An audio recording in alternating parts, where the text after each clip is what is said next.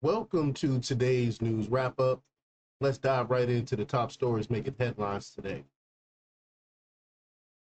David Hogg, vice chairman of the Democratic National Committee, has donated $100,000 to the Democratic Congressional Campaign Committee following backlash over his threats to primary House Democrats. I mean, he had to do something. It was a huge uproar from what he was doing to try to unseat some incumbents. But he insists the contribution is not an act of appeasement, but rather a commitment to strengthening the parties and securing Jeffries as speaker. Yeah, right. We see right through this. It's obvious what's going on here. But days earlier, he pledged a $20 million initiative supporting challenges against older Democratic incumbents, arguing that seniority politics hinders effective leadership. He's not really wrong on that, though. But what he's doing is he's doubling down on this leftist ideology that is tearing up the Democratic Party. That's the issue. But in an interview, he criticized the existing political culture, emphasizing the need for representatives who actively fight for change. During a CBS appearance, he controversially stated that democracy has led to school shootings and the climate crisis, urging Democrats to prove its value by standing up to special interests. And I did a separate video on that yesterday, so check that out. But his actions and statements continue to spark debate within the party. Let him keep talking. I love it. Boston Mayor Michelle Wu's 2021 campaign reportedly received over $300,000 in fraudulent support from Gary Yu, a figure linked to the Chinese Communist Party's United Front work department. Is that any surprise that she's being controlled by the CCP? Is that really any surprise? Yu, who leads a Chinese civic association and operates Boston International Media Consulting, is alleged to have ties to CCP influence and intelligence activities. Critics argue that such connections raise concerns about foreign interference in U.S. politics, particularly given Wu's sanctuary city policies. You know, a wide open border is what she's been pushing, and this is what the Chinese Communist Party want, is to flood the gates so we to tear down the system. Experts suggest that these policies could align with China's broader strategy to destabilize democracies by exploiting local governance. That's what I was just alluding to. Calls for investigation into Yu's ties and their potential impact on Wu's administration have intensified. Los Angeles County's quality of life index remains at its lowest point in a decade, with residents citing the high cost of living as their primary concern. That's exactly why people are fleeing Los Angeles and California as a whole. But a recent survey revealed that issues like housing, groceries, and taxes are driving dissatisfaction, while wildfires have added to the region's challenges. Many residents reported knowing someone affected by the January fires, which destroyed over 16,000 structures and caused widespread economic and emotional impacts. Concerns about deportation policies and homelessness also weigh heavily on the community, with younger and Latino residents expressing the most apprehension. Despite these struggles, there is significant support for rebuilding efforts and improved wildfire response measures, even if it means higher taxes. Of course, more taxes will fix the problem to the already ultra tax city. That's the Democrat Party for you in a nutshell. Give us more money. We promise we'll fix things this time. In Fremont County, Colorado, two Mexican nationals on non-immigrant visas were arrested during a traffic stop for transporting approximately 180,000 rounds of rifle ammunition.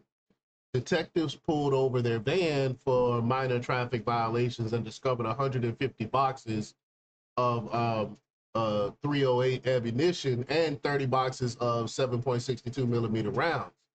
The suspects claim they have traveled from Mexico to buy a vehicle, but stopped at a firearms store in Salt Lake City where one of them purchased the ammunition. That is a lot of ammunition. That didn't ring any flags that a Mexican national will come in and purchase all that ammo. But I don't believe that's true. I don't believe this is legal.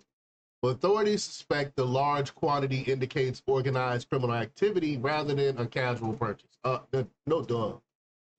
The U.S. Attorney's Office is working with Homeland Security and the ATF to investigate potential links to gang or cartel operations. The case has drawn attention due to the scale of the ammunition haul and its possible implications for illegal firearms trafficking. The U.S. Supreme Court has temporarily blocked President Trump from deporting foreign nationals associated with the Venezuelan Tren de Agua gang. You know, I talked about this already. But the ruling came after an emergency appeal from the ACLU, which argued that detainees were being removed without proper notice or legal recourse. Justice Samuel Alito, joined by Justice Clarence Thomas, strongly criticized the court's decision, calling it legally questionable about procedurally flawed. He pointed out that the lower courts have not been given adequate time to rule before the Supreme Court intervened. Alito accused far-left groups of manipulating the judicial process and expressed concern that the ruling bypassed established legal procedures, which is a fact. The case remains pending as the Fifth Circuit Court of Appeals continues its review. Ann Coulter, who I'm not really a big fan of, have expressed renewed support for Donald Trump, describing his current administration's first 100 days as the most remarkable in U.S. history. And I do agree with her on that. She highlighted her past frustrations with his initial term, particularly regarding unfulfilled promises on immigration and trade.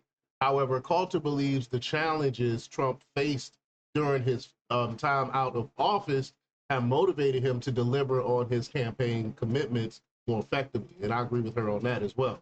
She praised recent actions, including executive orders on anchor babies and regulatory changes, as exceeding her expectations.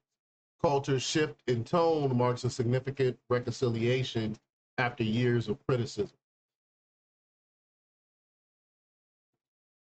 President Trump has achieved a significant legal victory against U.S. District Judge James Boasberg, who had attempted to hold him in contempt over deportation flights to El Salvador. The Federal Appeals Court ruled that the administration has the right to appeal before legal actions can proceed, marking a win for Trump's border policies. Boasberg had criticized the administration for defying court orders, calling it a willful disregard. The case has sparked debate about judicial activism, with critics accusing Boasberg of undermining executive authority, and I'm one of them people that accuse him of that. The appeals court's decision was split along party lines, with Trump-appointed judges supporting the administration and an Obama appointee dissenting. Public reactions have included calls for Boasberg impeachment over perceived bias, which, I mean, it's obvious bias was going on here. Lastly, actor Vince Vaughn has faced backlash from Hollywood liberals after being photographed with President Trump in the Oval Office. The image shared by the White House on Good Friday sparked outrage among critics who accused Vaughn of aligning with the MAGA movement. Okay, what's wrong with that? What's wrong with not being hook, line, and sinker with the progressive left in the Democrat Party of Hollywood? You're allowed to support whoever you want to support, but unless you're a liberal living in Hollywood, unless you're living in Hollywood, of course, they don't like that. It's ridiculous. But Vaughn, who has attended Trump events in the past, has not publicly declared his support for the former president, but has expressed libertarian views on issues like gun rights and drug legalization. While some celebrated his appearance as a sign of breaking ranks with Hollywood's liberal norms, others lamented his perceived political stance. The controversy has reignited debates about celebrity involvement in politics and the cultural divide in the entertainment industry. It's a huge, huge cultural divide. You know, Hollywood lives in their own world. They live in a bubble. But that's all for today's news wrap up. Stay tuned for more updates, and don't forget to like, share, comment, and subscribe for the latest in news. Until next time. Again, appreciate y'all support. Peace.